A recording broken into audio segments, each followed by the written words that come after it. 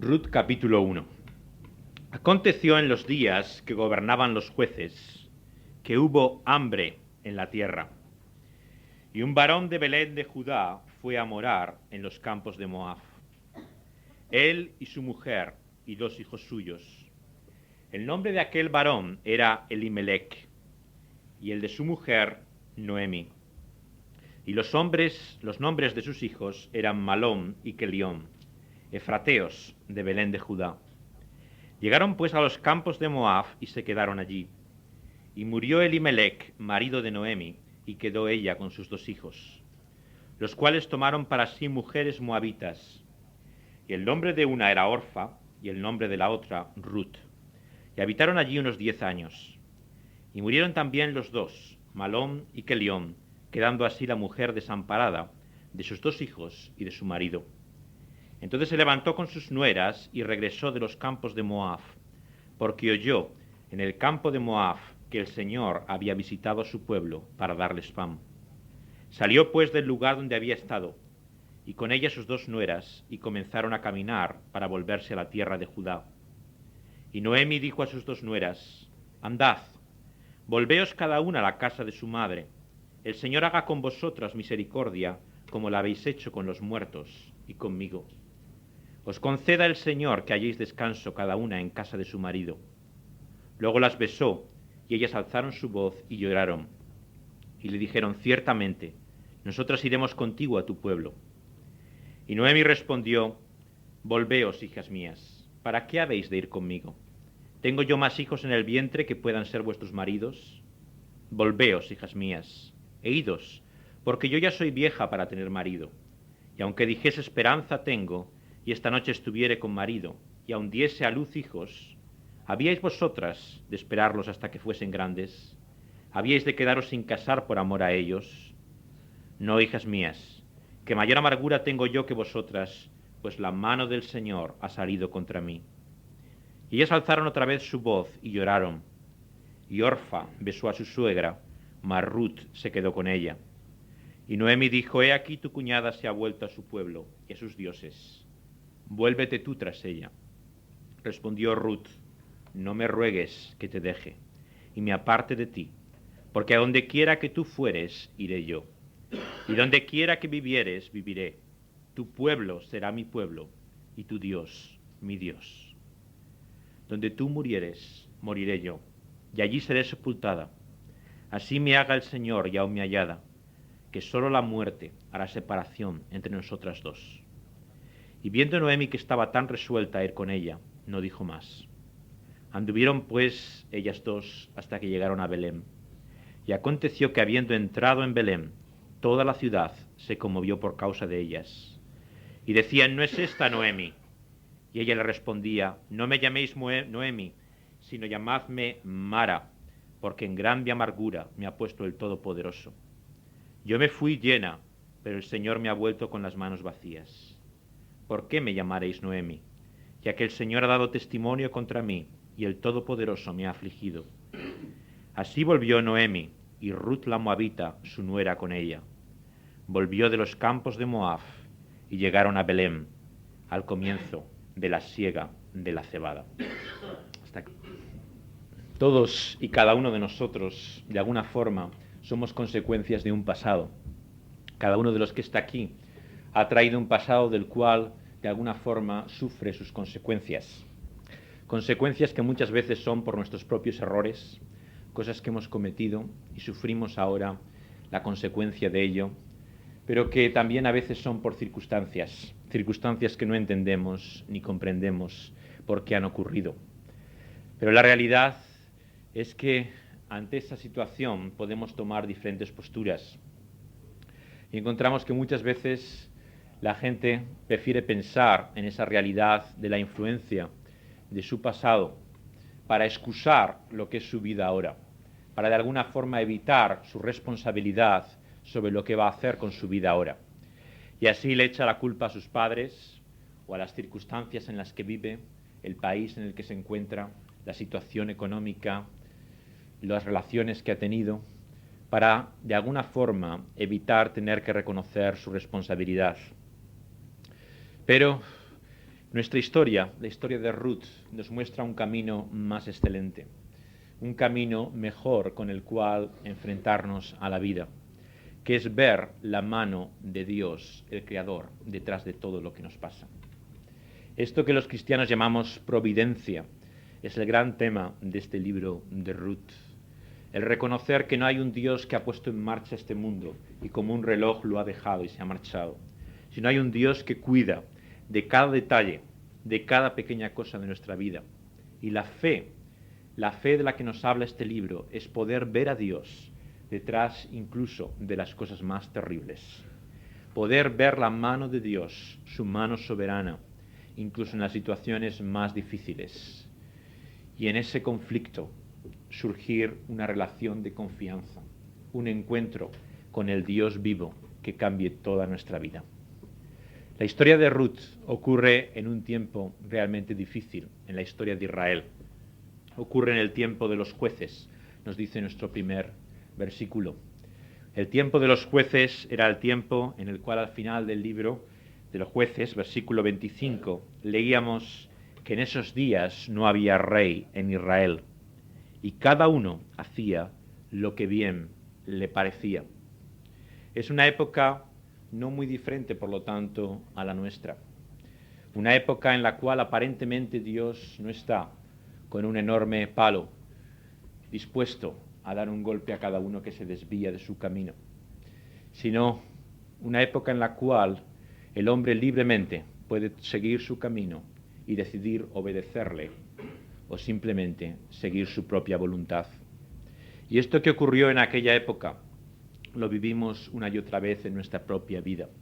Tenemos esa opción, tenemos esa disyuntiva una y otra vez, esa alternativa. ¿Seguiremos nuestro camino, el gobierno de Dios, o seguiremos nuestra propia voluntad?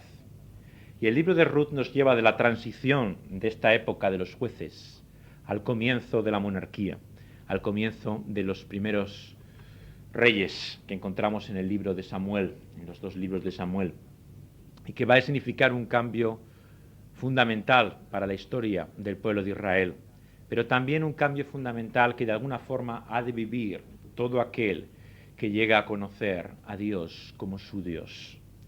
Ese cambio que definimos como conversión, como el giro, la vuelta de nuestra vida por la cual dejamos de caminar en un sentido y cambiamos en otro, es precisamente el cambio y el giro al cual Ruth se enfrenta en nuestra historia. La opción de Ruth y la alternativa de Ruth es la alternativa a la que estamos tú y yo y cada uno de nosotros.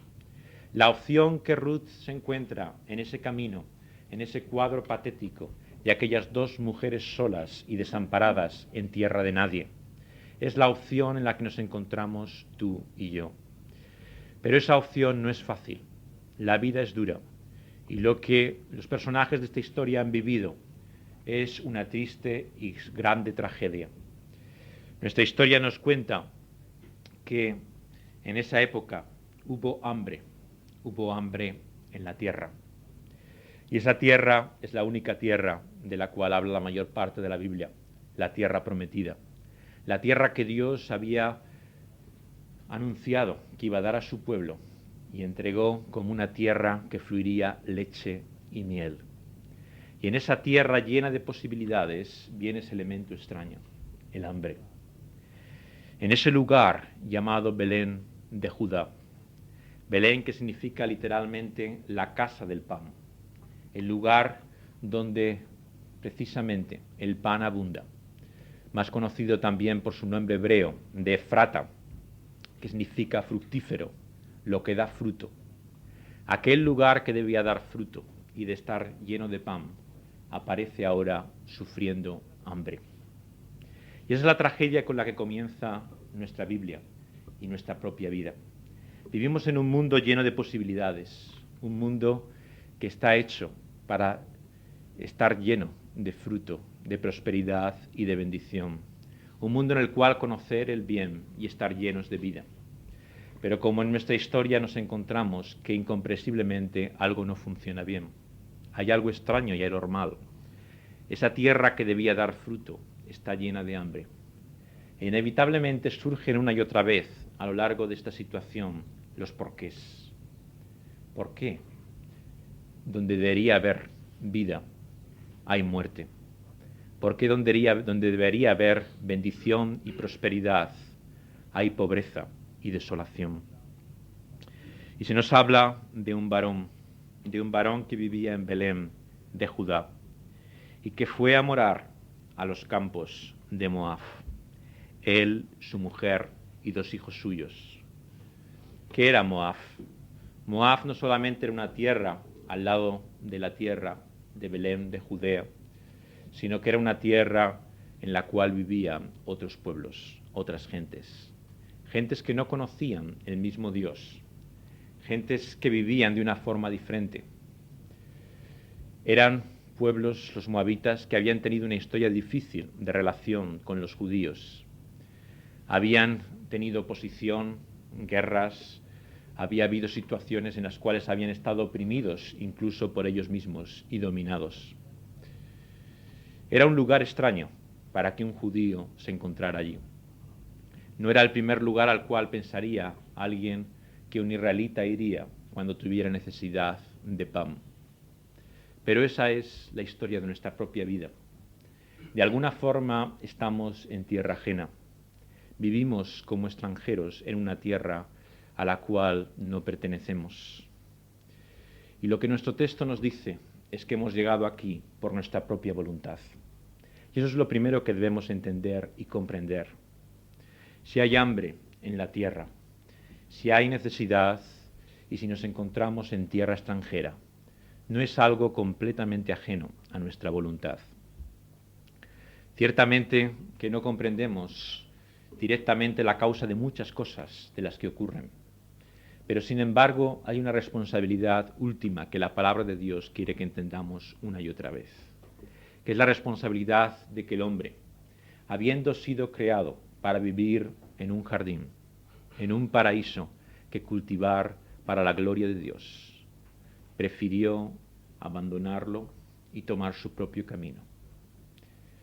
Dios lo echó de ese lugar, pero lo echó porque Él decidió prescindir de Él. Vivir de todo lo que Dios le había dado, pero sin Él, sin someterse a su voluntad, siguiendo su propio camino. Y esa es la historia de nuestro mundo, un mundo que Dios nos ha dado, un mundo lleno de posibilidades y de bendiciones, en el cual podemos disfrutar de muchas cosas. Pero la tragedia del hombre es que quiere disfrutarla sin aquel que se lo ha dado.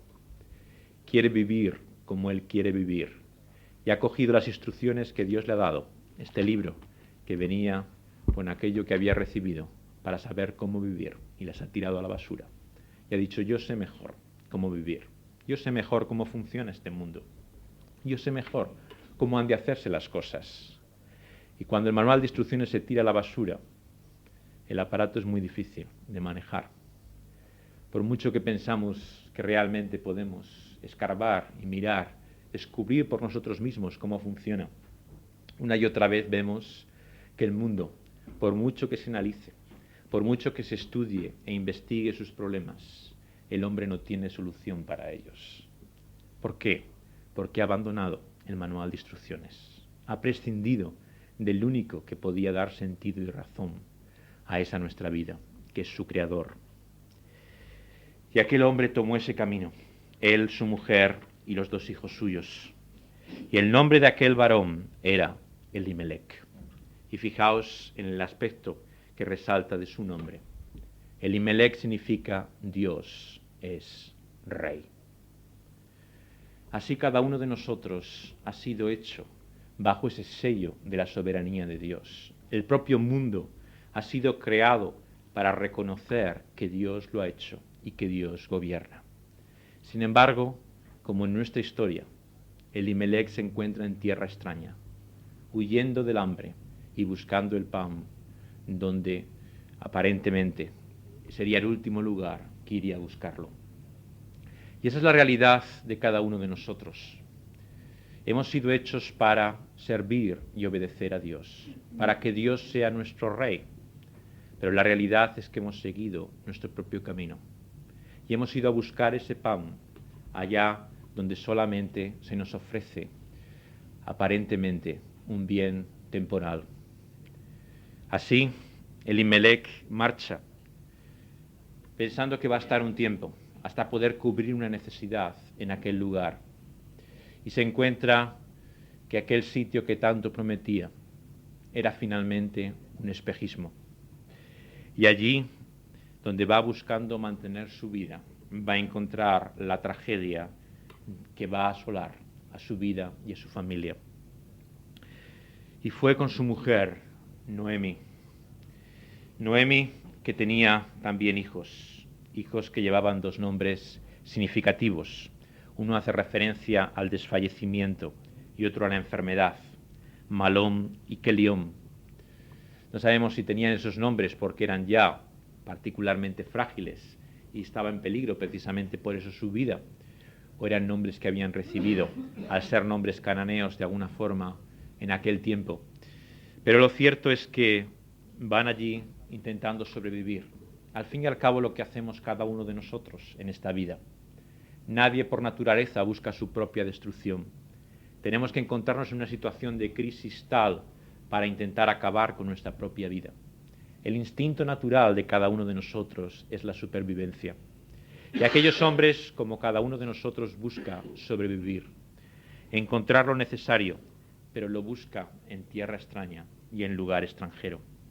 Aquellos efrateos de Belén de Judá, que pertenecían allí donde la prosperidad debía estar, se encuentran ante la tragedia del hambre, yendo a los campos de Moab, y allí se quedan.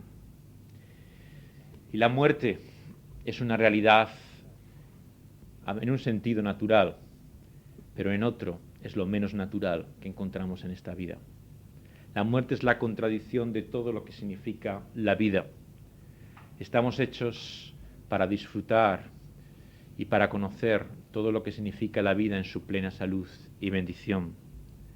Pero la muerte, con su sombra terrible, cae aquí en el versículo 3 sobre Elimelech y su familia.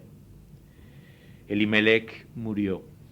El marido de Noemi dejó a ella con sus dos hijos sola. Yendo a buscar la vida, se encontró allí la muerte. Y finalmente lo que deja es una tumba en un lugar extraño. Y esa es la historia también del hombre. Es la historia de cada uno de nosotros, de cómo buscamos la vida por nuestro camino. Y el camino fuera del Edén nos lleva inevitablemente a la muerte. Una muerte desoladora, una realidad que contradice todo aquello para lo que hemos sido hechos y deberíamos vivir. Y Elimelech se encuentra muerto. Aquel cuyo nombre anuncia que Dios es rey parece callado y lejano. ¿Dónde está Dios en todo esto? ¿Dónde se discierne su mano detrás de ese hambre? ¿Qué hay detrás de ese acontecer que ocurre en esa vida y en nuestra vida cada día? ¿Por qué pasan las cosas que pasan? ¿Por qué ocurre lo imprevisto y lo determinado? De esto trata precisamente nuestra historia, la historia de Ruth. Y aquellos que había dejado sus dos hijos se encontraron de repente casándose con moabitas. Pensaban estar allí de paso, pero en tal situación de confusión decidieron establecer una familia allí. Y se casaron con Orfa y con Ruth y habitaron allí unos 10 años. Su nombre no sabemos muy bien lo que significa, ya que el idioma moabita es el idioma que menos conocemos, uno de los que menos conocemos de la Biblia. Pero 10 años estuvieron, no sabemos si a partir de su matrimonio o a partir desde el momento de llegar allí, pero estuvieron más tiempo de lo que pensaban. Y murieron también los dos. Malón y Kelión murieron dejando a la mujer desamparada de sus dos hijos y de su marido. Todo lo que aquella mujer podía esperar en la vida se ve hecho pedazos. Se ve sola en una tierra extraña y extranjera. Una mujer viuda, en una época en la cual no había pensiones, no había seguridad social, no había más que el apoyo de familiares que te podrían mantener. Y ella está sola y sin ningún futuro. No hay posible descendiente, No hay familia alguna en la cual poder esperar que cambien las cosas y tome su rumbo. Y ese es el cuadro de la vida humana, un cuadro de terrible soledad. El hombre profundamente lejos de Dios, sobre todo, es un ser solo. Un ser que por más que anhela y busca encontrar comunión, buscar alguien que le entienda, le comprenda y le ame, una y otra vez, incluso en las relaciones más íntimas que establece, se encuentra finalmente solo e incomprendido. Y esa es la realidad del hombre sin Dios. Y es entonces cuando viene un cambio a su vida. En el versículo 6, se levanta con sus nueras y regresa de los campos de Moab, porque oyó en el campo de Moab que el Señor había visitado su pueblo para darles pan. Hay una noticia que trae un cambio a su vida. Y el Evangelio fundamentalmente es eso, es una noticia, es la buena noticia. Y el Evangelio es algo que oímos. Y la fe nos dice la palabra de Dios que viene por el oír. Y el oír viene precisamente de esa palabra. Entonces, la buena noticia es capaz de cambiar toda una vida. La noticia que escuchó Noemi es que había pan en otro lugar, que había vida precisamente en la tierra que había dejado. Y es así como cada uno de nosotros ha de enfrentarse a esa disyuntiva que se encuentra Noemi, a esa opción en nuestra vida. ¿Vamos a quedarnos en esa tierra extraña o vamos a hacer caso a la noticia que escuchamos? Y esa noticia es que hay una casa que hemos dejado y en esa casa está la vida que anhelamos. Como el hijo que deja a su padre, toma todo lo que le pertenece deseando que muriera y reclamando su herencia, malgasta su vida en tierras lejanas. Pero un día, volviendo en sí, se da cuenta lo que era la vida en la casa de su padre. Así cada uno de nosotros, la palabra de Dios nos llama a recordar en el sonido de ese anuncio un hogar que hemos dejado, a experimentar la nostalgia de una casa y una familia y un padre que hace tiempo que hemos dejado atrás. Y esa noticia nos llama a volver a Él, a como los personajes de nuestra historia levantarse y dejar todo lo que es nuestra vida ahora y emprender un nuevo camino. Un camino que un día se hizo pero en dirección opuesta. El camino que hemos abandonado cuando le dejamos a Él. El camino de vuelta a casa. Y en ese camino se encuentra la protagonista, sobre todo de este primer capítulo, que es Noemi. Noemi sale de aquel lugar donde estaba con sus dos nueras y comienza a caminar en el versículo 7 para volverse a la tierra de Judá. Y cuando imaginamos esa tierra de nadie, en medio de aquel lugar desértico, la figura de aquellas mujeres emprenden un camino desconocido, un camino de grandes consecuencias. Aquellas dos mujeres que acompañaban a Noemi iban a una tierra extranjera para ella. Noemi volvía a su casa, pero la historia había cambiado. No era la Noemi que había dejado Belén, no era la Noemi que se había ido, aparentemente afortunada, con una posición parece incluso prestigiosa dentro de ese lugar, a juzgar por la forma en que se habla de su familia, pero vuelve con las manos vacías. Esa es su confesión. Vuelve precisamente avergonzada y sin nada. Muchos de los que estáis aquí habéis vivido la experiencia de ir a un país extranjero, de dejar lo que ha sido vuestra familia y vuestra casa, y de estar tal vez ahora en un país que no es vuestro país, en una familia que habéis dejado atrás y encontrarnos con una realidad de incertidumbre y de dificultades. Todo aquel que emprende un camino así, inevitablemente ha de sentir miedo, ha de tener muchas preguntas sobre lo que va a ocurrir de su vida.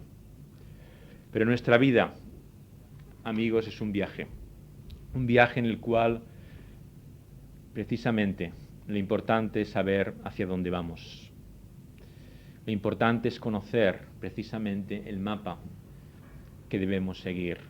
No conocemos todos y cada uno de los detalles de lo que va a ocurrir en ese viaje. Nadie nos asegura de antemano exactamente lo que va a pasar. Pero lo importante es qué vamos a hacer en ese viaje.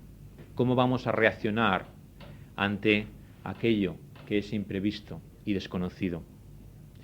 Y aquellas dos mujeres acompañaron a Noemi en compromiso y fidelidad a sus maridos, al nuevo lazo y vínculo que tenían con esa nueva familia, ahora desolada.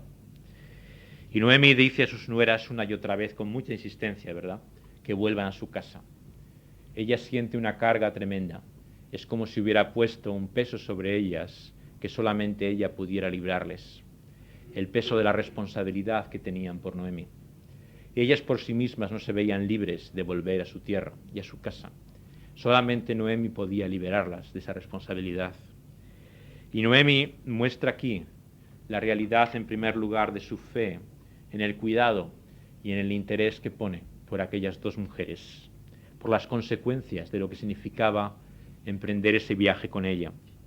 E insiste en el versículo 8, andad, volveos cada una a la casa de su madre, y el Señor haga con vosotras misericordia, como lo habéis hecho con los muertos y conmigo.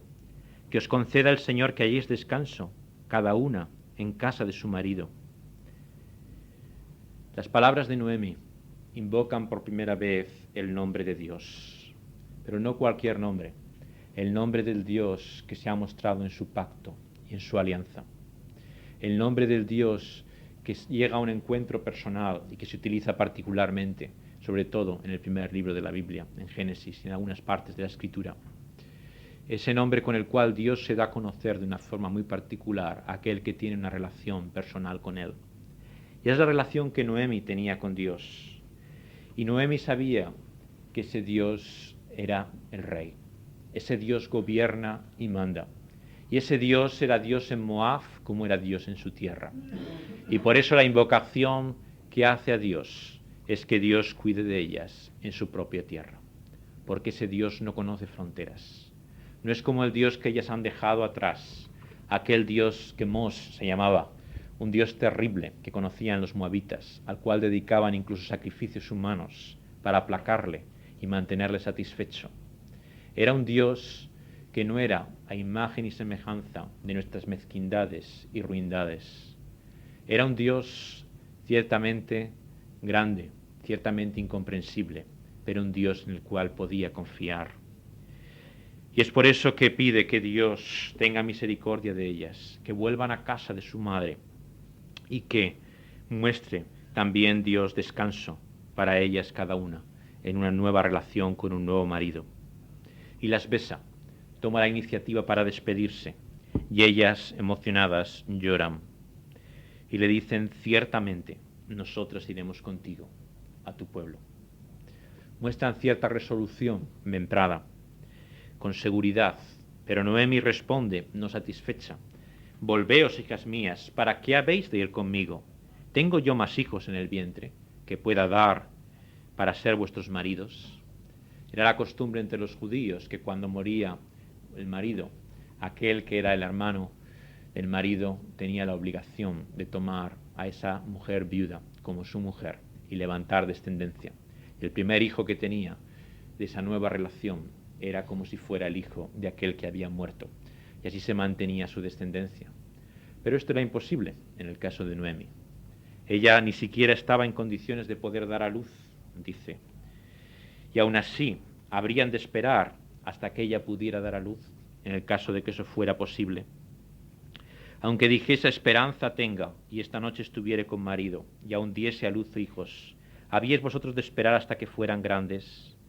¿Habríais de quedaros sin casar por amor a ellos? No, hijas mías, mayor amargura tengo yo que vosotras, pues la mano del Señor ha salido contra mí. Noemi discierne una mano extraña y desconocida, una mano invisible que hay detrás del telón del escenario, una mano que solamente intuimos, la mano de un Dios grande y altísimo. Y esa mano no es ajena a sus sufrimientos. Esa mano no está lejos de la realidad que ha llevado a esa tragedia.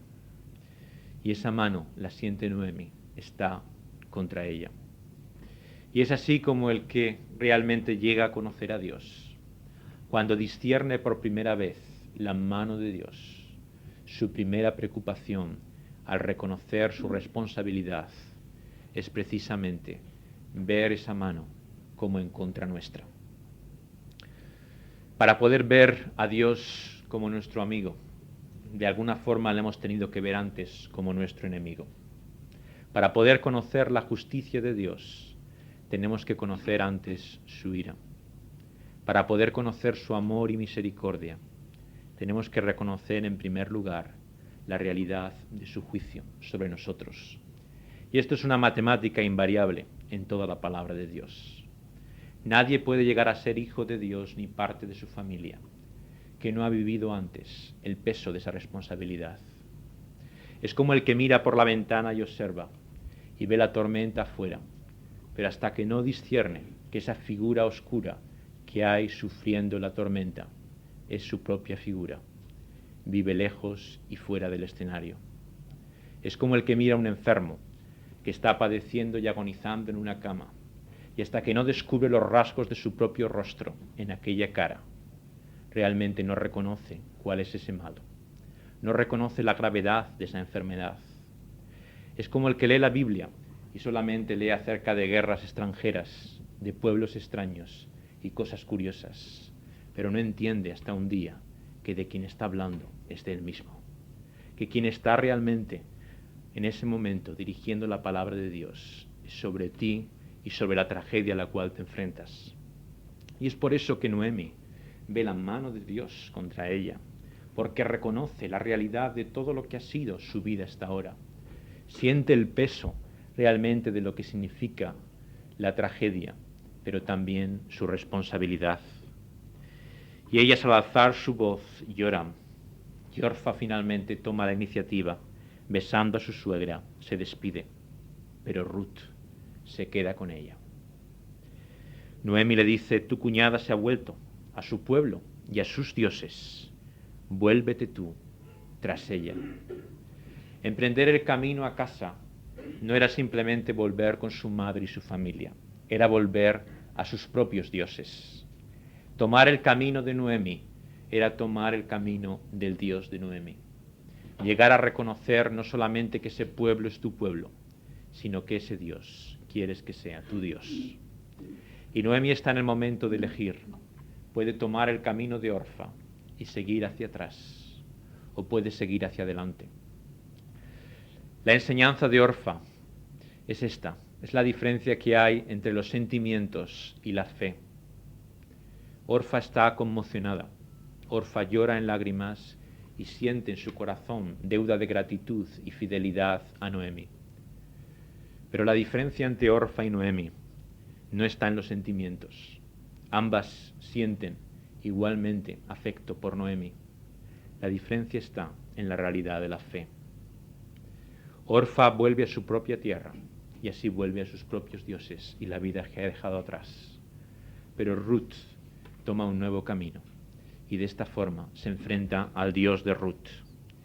Y al responder Ruth: no me ruegues que te deje, que me aparte de ti, que donde quiera que tú fueres, iré yo, donde quiera que vivieres, viviré, que tu pueblo sea mi pueblo, que tu Dios sea mi Dios, que donde mueras, que yo muera, que allí sea sepultada, así me haga el Señor y me añada, que solo la muerte haga separación entre nosotras.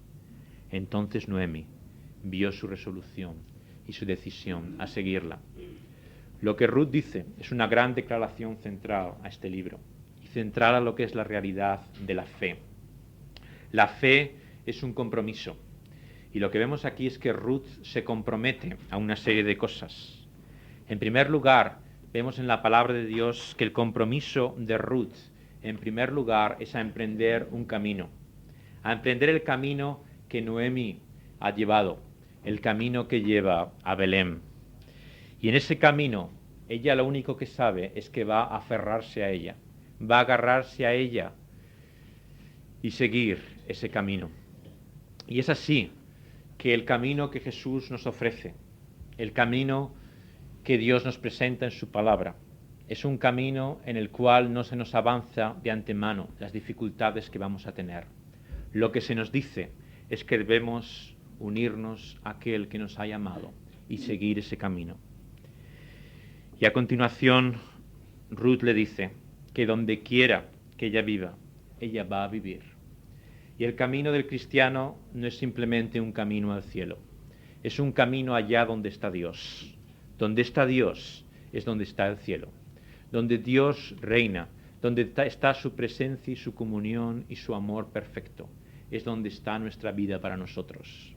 Y el verdadero cristiano, por lo tanto, es aquel que, habiendo dejado su vida atrás, no busca obtener nada de Dios, no busca sus bendiciones en primer lugar, sea la salud, sea la prosperidad, sea la bendición. El verdadero creyente es el que dice a Dios que Él quiere que sea su Dios, sea enfermo, sea pobre o sea sufriendo. Lo importante para Él es que ese Dios quiere que sea su Dios. Y es por eso que Jesús no promete a nadie incondicionalmente un cheque en blanco por el cual va a ser una vida sin problemas. Lo que Dios promete es que aquel que emprende el camino con Jesús, Dios va a estar a su lado, sea cual sea su situación. Sea en pobreza, sea en enfermedad, sea en soledad, sea en necesidad. Donde Él esté, allí quiere estar también. Y es por eso que a partir de ahí, Dios no solamente le deja solo, sino que le pone en un pueblo. Y Ruth dice que quiere que el pueblo de Noemi sea su pueblo. Y decir sí a Dios, emprender el camino de Jesús, es decir sí a su pueblo y al pueblo de Jesús. Y es por eso que no hay posibilidad de un cristiano que vive por libre. No se puede seguir a Dios a nuestra manera. Dios tiene un pueblo y tiene una familia. Y cuando le recibimos y tomamos su camino, el Señor nos llama, por lo tanto, a unirnos a su familia, a formar parte de su pueblo. Y eso está también incluido precisamente en ese paso que tomamos. El paso de comprometerse con aquellos que no hemos elegido. Los amigos los elegimos, pero nuestros familiares, nuestros hermanos, los recibimos. Y en el pueblo de Dios no escogemos a nadie por nuestras preferencias, sino que es Dios quien nos escoge a nosotros. Y es por esto que lo único que hacemos es reconocer uno a otros como hermanos y hermanas en Cristo Jesús, sea cual sea su edad, su raza, su cultura, su carácter. Reconocemos que es nuestro hermano y nuestra hermana en Cristo Jesús, porque ha dejado su camino, ha empezado a vivir con Dios una nueva vida y va, por lo tanto, en una relación unido a Cristo Jesús. Y Ruth dice también algo más. Donde ella muera, morirá también Ruth. Donde sea sepultada Noemi, Ruth será también sepultada. En aquella época sabemos que la tumba tenía mucho significado. El lugar donde uno dejaba su cuerpo en esta tierra tenía un tremendo, profundo simbólico. Sabemos en los patriarcas como Abraham el significado que tenía, que dejaron su tumba lejos, lejos de la tierra prometida, y muchas veces simplemente lograron dejar precisamente eso, su cuerpo muerto en aquella tumba, sin poseer nada más de ella. Pero la convicción profunda, la realidad de la fe, es que la vida que emprendemos con Cristo Jesús es una vida que va más allá de la muerte. Es que el creyente, al morir, ya no muere como cualquier otro hombre, sino que al morir en Cristo Jesús duerme. Y duerme para ir en una relación directa, inmediata, con Dios.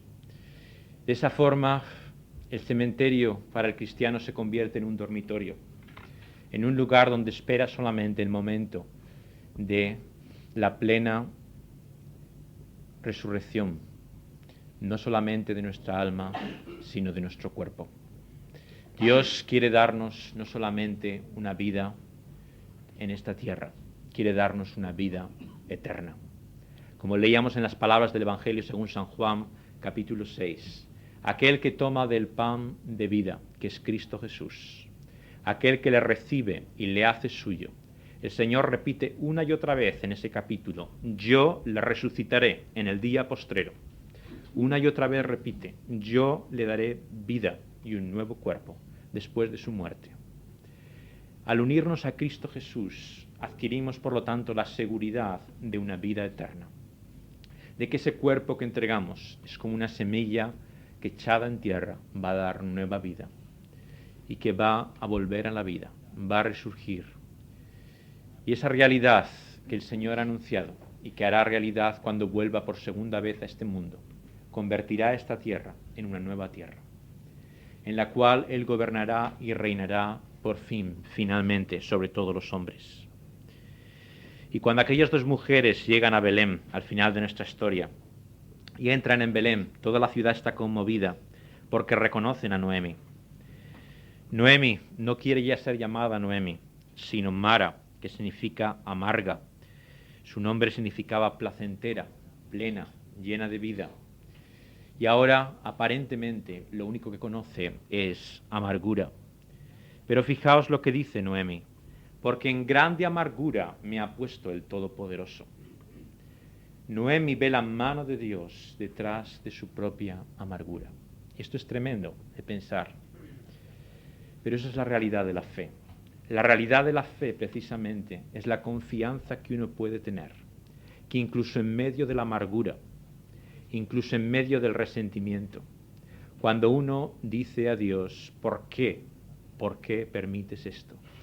Uno, sin embargo, puede confiar en Dios de tal manera que saber que su mano está detrás de todas las cosas y que por lo tanto no hay más que bien para nosotros.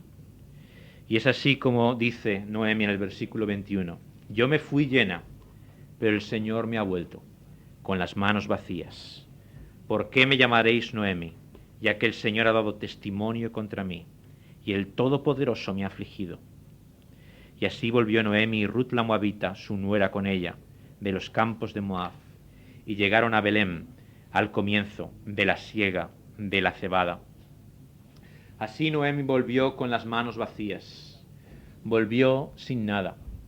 Y es la única forma que podemos venir a Dios. La fiesta de la cebada es la fiesta que se producía en la Pascua. Esa Pascua, para los cristianos, tiene relación con otro cordero diferente al que los judíos sacrificaban. Tiene relación con el sacrificio de Cristo Jesús.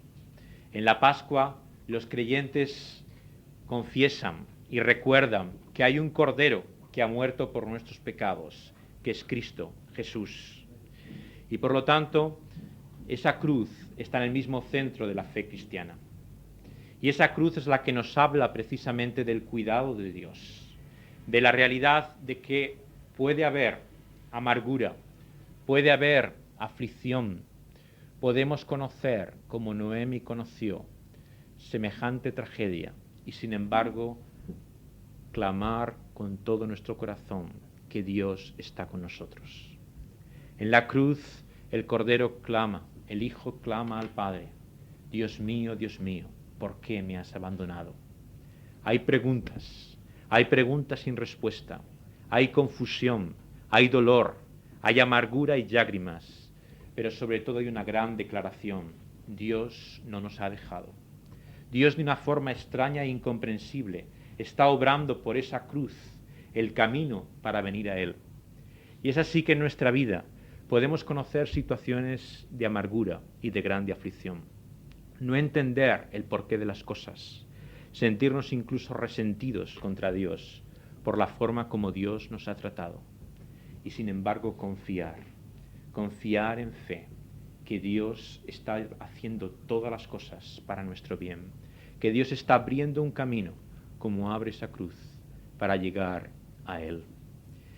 Y en la confesión de Noemi es que ante esa cruz solamente se puede llegar con manos vacías. Ante Dios no podemos venir con manos llenas y satisfechas. Presentarle a Dios lo que tenemos e intentar comprar de Él algo a cambio. Ante la cruz de Cristo Jesús venimos con manos vacías porque no hay nada que podamos dar a cambio.